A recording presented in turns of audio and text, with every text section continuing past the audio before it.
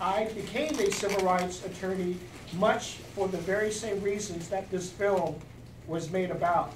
That in those days, in the 60s and the 50s, people, particularly African-American blacks, were literally denied the ability to vote.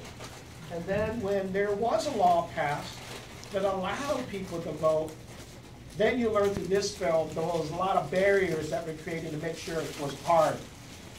And that's for real. I mean, the example that you saw in the movie, where a lady was said, you have to recite the names of all 67 county judges in order to be able to register a vote.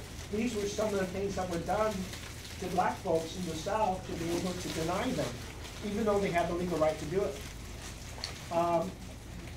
And then I say fast forward to examples that are on your minds about things that have happened in Ferguson.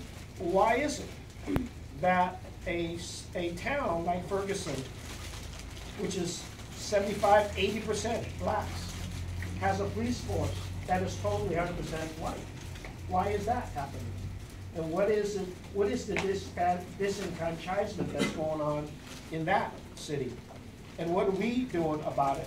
And what are we doing to help raise the consciousness of all of you to make sure you exercise your right to vote, but you're also connected about how we improve in communities, how we improve in our daily lives, how you help your parents who probably work twice as hard to try to get where you are, and how you help them to be more successful. How do we in San Francisco do that? And I am making sure that our city government, San Francisco, is working hard to get all of you the best education you can. Because Mr. Benioff and all of the tech companies in San Francisco would like nothing better to do than to make you their employees and get you paid jobs so you can become his managers, my city administrator, my public works director, my PUC commission, department heads, who, by the way, are all African American, and they've earned their way to these positions to make sure that our city government is not only representative, but we're doing the things to help you and your families be successful, to belong, and to not have the feeling that this film is all about. This film begins with the reality of disenfranchisement. We're not belonging to the rest of society. And that's the way blacks were isolated in this country. That's a fact. And I went through many years of the inspiration that Martin Luther King provided all of us to really push myself to become a lawyer and then to do the kind of public service work that I felt I had to do. And so I kind of felt my own calling from the history that this film documents.